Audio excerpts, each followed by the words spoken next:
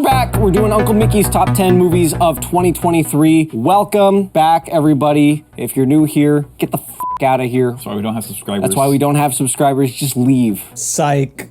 No. Stay. No. I only want the most dedicated, loyal people that are already subscribed. Oh yeah, the boys that are following Uncle Mickey, dude, they're ready to die for Uncle Mickey. It is ride or it is die. Those are the only two goddamn options when you subscribe. And we are at a full stop. So you got one option. So you got one option. But we're back. And this week we are doing something that we've done every year since we started this stupid channel. And it's honestly kind of scary doing this because we get in terrifying a black envelope and we all know exactly what it means every single time because our orders are to proclaim to you what Uncle Mickey's top 10 favorite movies of the year are. This is like the biggest honor. I get to say what Uncle Mickey's, the first one on his top 10 list. So number 12. Starting from the bottom. Starting from the bottom. Well, yeah, because you don't want to open it. If they saw what his favorite movie of the year was first, they just close it. Let's hope the thumbnail didn't give it away. Uncle Mickey's number 12 spot in his top 10 list is Renfield. Yeah. Yeah.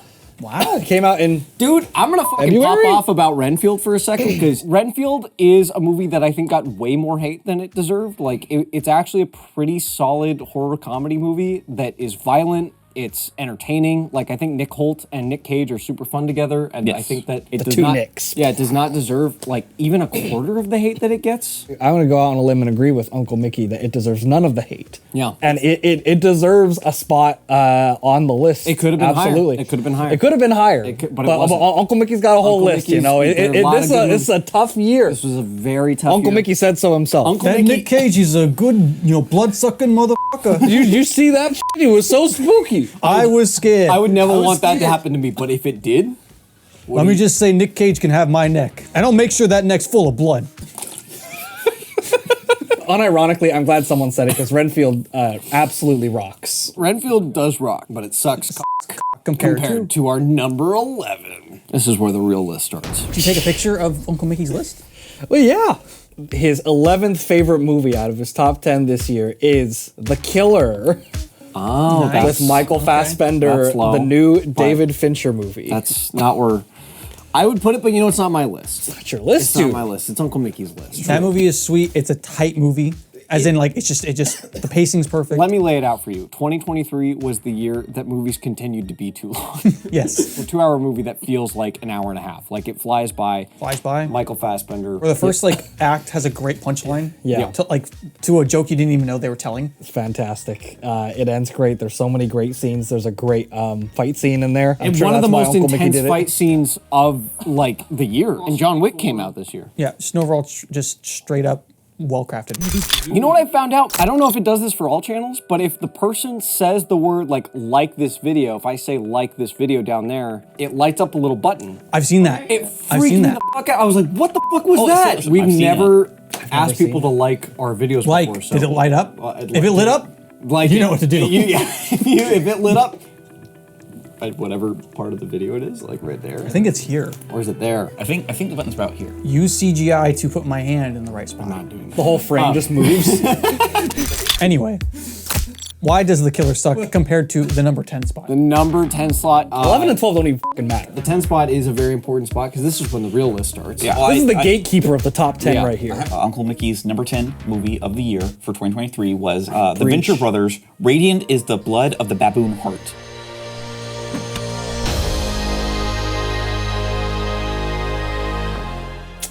Yeah, preach. That one. Preach. Are you sure you read that right on there? Yeah. He's like, I love the Venture Brothers, Cartoon Network, they got Adult Swim, Venture Brothers, right, Venture Brothers. Yes, it was Adult Swim. It got canceled, and then for the last season, they didn't get renewed. And so then Cartoon Network came back and said, we will give you a feature-length movie. Of course. And you can wrap up the last season.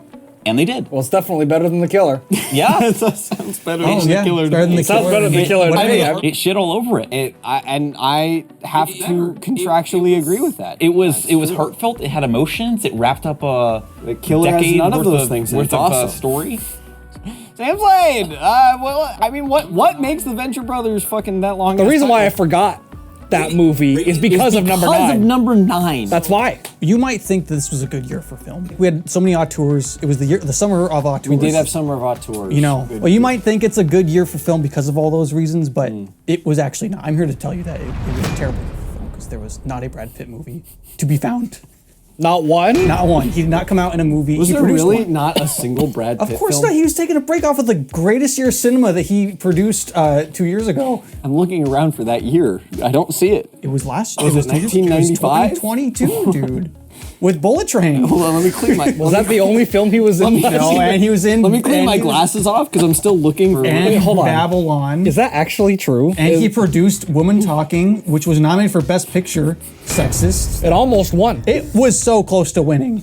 Everyone was talking that one was ninth place. So that's why they had to have all those auteurs come out, is to pick up the slack. pick up the slack. They picked up the slack. So they called out the big guns, like Martin Scorsese. Yeah, they call it the big guns. They're like, I'll do anything for Brad, is what Martin Scorsese said. And he made Killers of the Flower Moon his most personal I'll movie. do anything for Brad.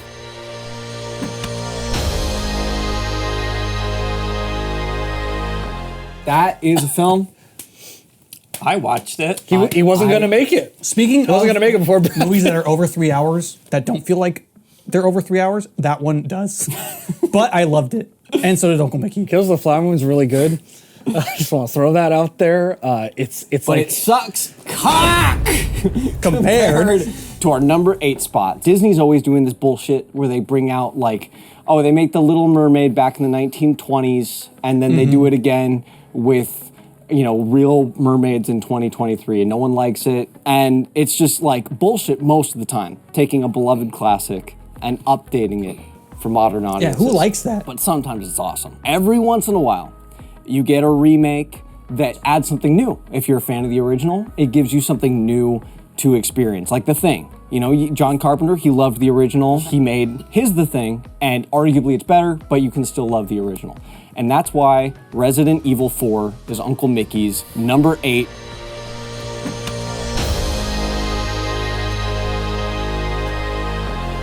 Favorite film of Remaster. 2023. Remastered. remaster specifically. Obviously, the original is classic. It's classic. Leon S. Kennedy is an amazing character. It's campy, it's goofy, but they brought it back in 2023. They kept the bingo line. As someone that was a big fan of the original, it was just really nice to see them not fuck it up. I experienced it too. The seventh. That's an important number. Now we're in the top 7. Yeah, dude, now we're in the top 7. Now we're in the now top the- 7. We're in the top Well, 7. Kevin, it's important because number 7 is where the list really starts. The 7th spot is really like, We're number 7 is. it is literally the guard dog of the top 7. You have to get past it to get to the rest of them. to get to the top 7, and you can't. Which is why Blackberry.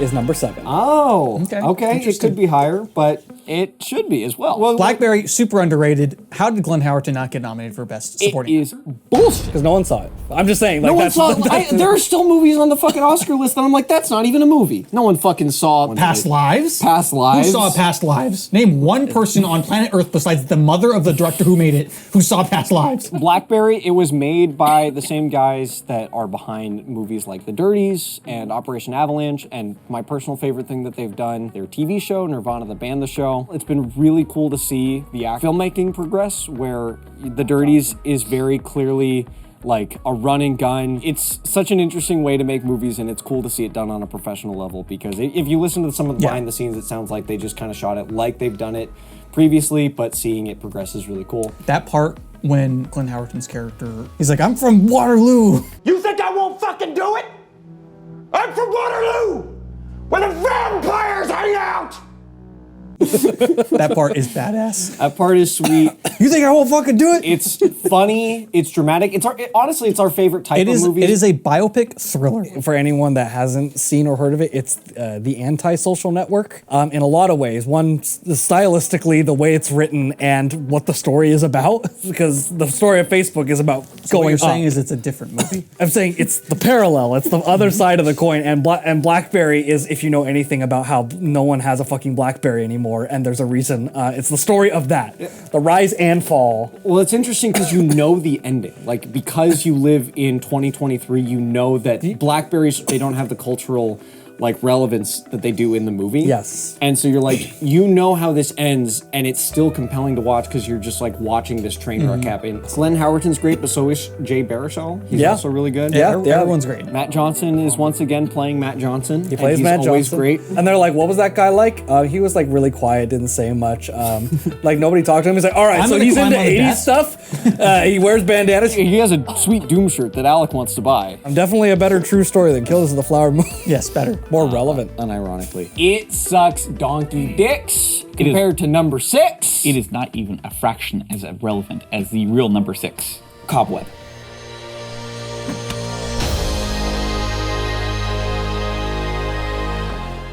You said less surprising? That is better. When Uncle Mickey sent us the list, I thought, Uncle Mickey, that could be like 11 or 13. It could not be on the list. Unmentioned. It could be an honorable mention. Look, dude, he was debating really hard between that and the Dungeons and Dragons movie, and he just leaned a little bit more towards Cobweb. Cobweb Never happened. is not bad. It's a very, actually, I would say it's a very solid number film. 6, dude. It gets a little dumb at the end, and Uncle Mickey, he likes a little dumb. Yeah, he produced Children of Liberty. That gets dumb at the end. The chosen one.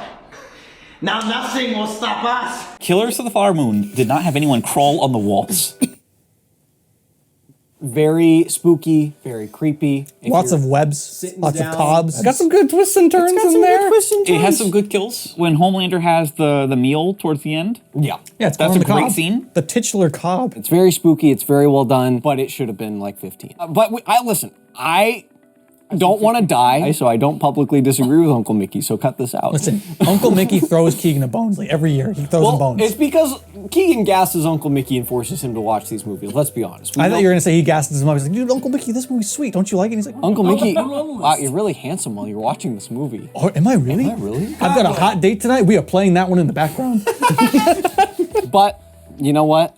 It didn't make Uncle Mickey look half as hot as he did when he watched the number 4, 5. 5. And he's like, you know what? This one's special because this one's about the Tootses. So number 5 is Barbie.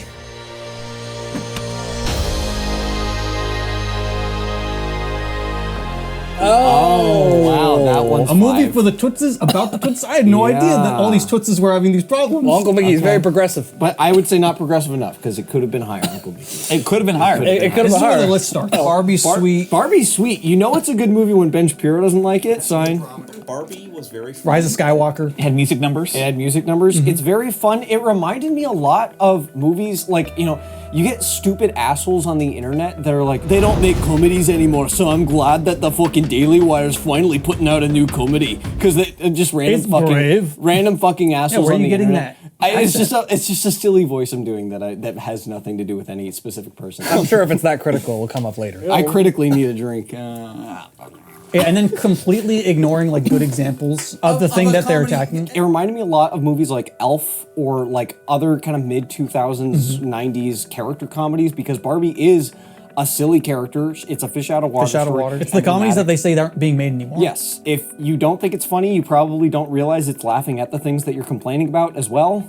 Yeah, you've decided to judge it before actually paying attention to Yes. there are just jokes in there, even if you're like totally a total sexist asshole. Like there's Yes. still jokes in there that are just too That are just funny. Like All the Ken stuff is I was gonna hilarious. say Ryan Gosling pulling out his rollerblades. He's like, I never leave without them. Like, how is that not? That's a great joke. It doesn't matter who you are. Or him saying, if I wasn't injured, I would beat you off right now, Ken. Uncle Mickey was like, that's a great movie that's made by Tootses for Tootses. By Tootsies, for Tootsies. But That's Ryan like- Gosling should be the only person that wins an Oscar. I'm not ready for Well, don't nominate them. them. What did they do? Listen, I liked Barbie, but I Do you think thank the snow for the mountain? What?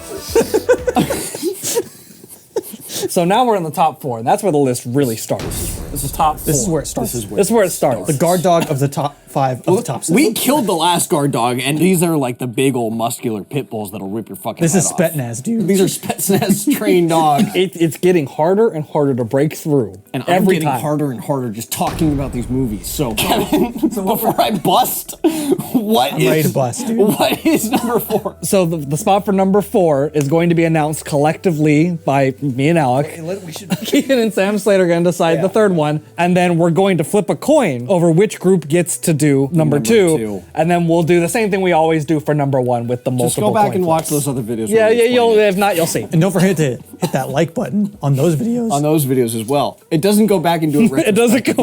Number 4. Where the list starts. The list finally starts. starts. And this movie literally stomped into the scene. It was going like to all the other movies, and the other movies were like, don't do that. Uncle Mickey's number 4 is Godzilla minus 1.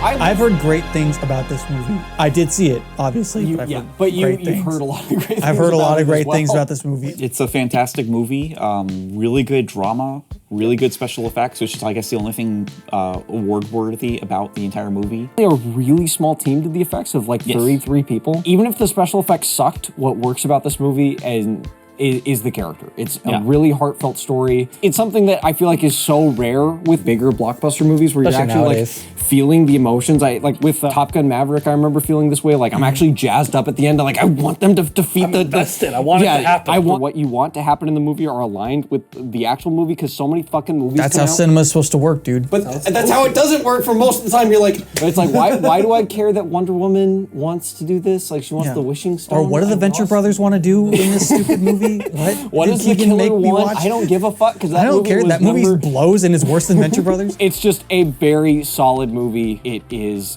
my personal favorite of the year. Your personal favorite doesn't matter. Cut that out. -1 was really fun time. It felt very short. You really get sucked into the world and the characters. With every blockbuster type movie that we talk about, like the bar is so low that we're like, oh, the characters were likable and like they were friends and they didn't just like seem like they hated being on set with each other. Like, can you believe that? They seemed like they were on set together. Yeah, where it's like you watch Ant-Man and the Wasp and it's like, Or Indiana Jones 5. They were concerned with being either stoic or funny or whatever. Like they didn't have it's just genuine, thing. well It was just genuine characters. Yeah. What makes Godzilla -1 a terrible movie is that it sucks Compared to what our number 3 spot is. Number 3 spot. Number 3 is where the list really starts because we're in the top pull up 3 your now. thing again. Keegan, you can say, just say it. Just say the one. What is better than Godzilla -1? The movie that shits all over Godzilla -1. A movie all that's over so the much- ones we saw. That's so much better in every aspect, especially special effects. Horror in the High Desert 2, Minerva.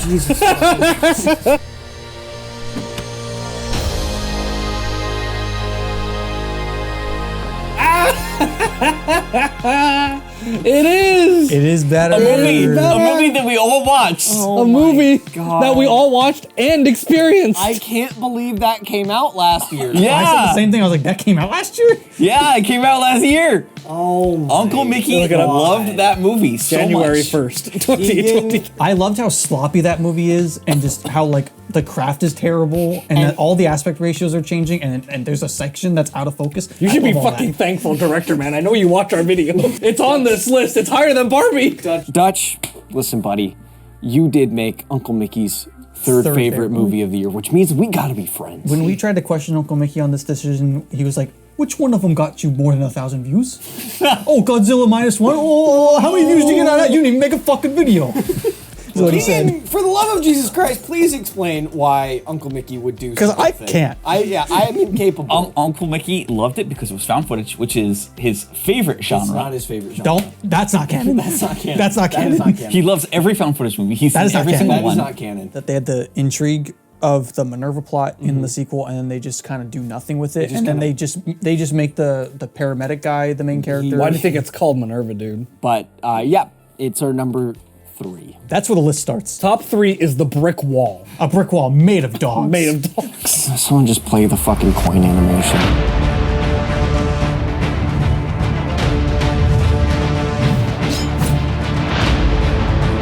Alright, so this is where the fucking list begins. All that shit that we were just doing all sucked compared to these two. fucking meant nothing to Uncle Mickey. Those other 8 films, Uncle Mickey literally does not give a shit about. The way this is gonna work is Kevin and I are on teams, and Sam Slade and Keegan are also on teams, and we're gonna fight to the death using this quarter Yes. as our sword. Simple as that. Call your coin beam. Heads. What do you want? I'll take heads too. So you want heads and one. Oh shit. Well, I think he said it first, Well, he so said we it did. first, Yeah. so I guess we'll take take tails. tails. There's only two sides after all. We're gonna flip it, dude. Heads. Poor things.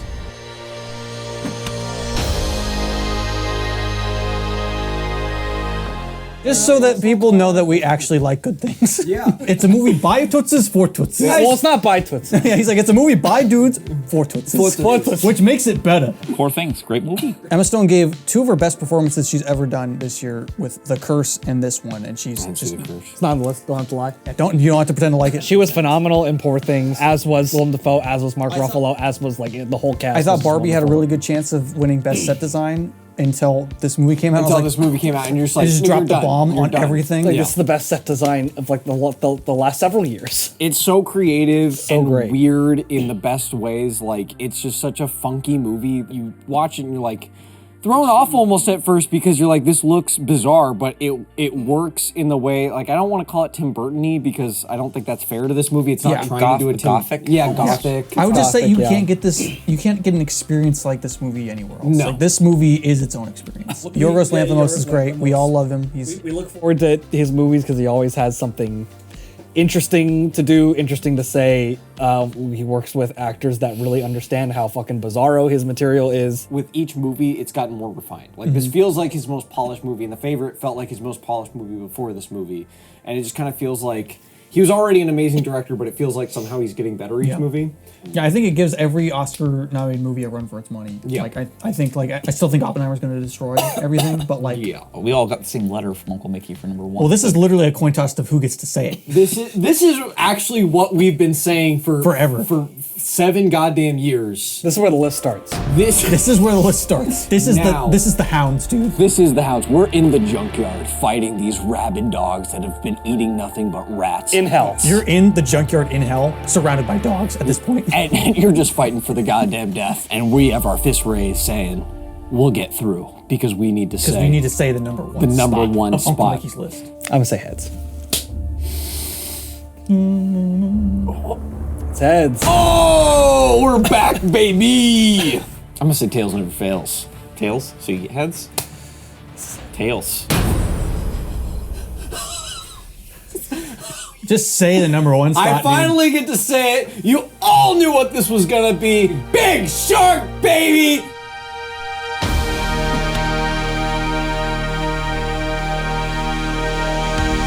Tommy was so zoom in on the back. poster. The greatest movie made by an auteur. Tommy won the summer of auteurs. Was there ever any goddamn doubt? I mean, We went back to the theaters to see it again. we saw it twice. Yeah, we saw it it is twice. actually the only movie I think on this list I saw twice. And no movie came out this year that you can get an experience like this movie. I will forget seeing Oppenheimer in theaters. I will never forget seeing Big Shark for the first time in theaters. Yeah, like this is legitimately, he's back. Like, It this is lives up this to is a The Room. masterpiece. It reminded me of seeing The Room for the first time, where it's Yeah. just like, this is You're an just- experience I never thought I'd ribs get. hurt. If you're a fan of Tommy Wiseau, if you're a fan of Neil Breen, like this has got to be in your repertoire. Compared to Cade, Who's on the list? yeah, who's on the list? Literally, Tommy when Wiseau's me on and the Keegan were list. talking, we were gonna do the number 3 spot. He was saying Cade. Your heart wasn't Was in it two? We adore Neil He Breen. didn't earn it this year. Venture Brothers did. Yeah. The 3 main guys are great. Great. Can't name a more iconic trio from this year. No, no. Name 6. Classics. And that's why it's number 1. And if you have a problem with that, you can write a letter to my ass with a lipstick kiss on it, because that's where it's fucking going. And you know, if you were kind of like wanting us to put Oppenheimer on the list, maybe stay tuned to our worst of list.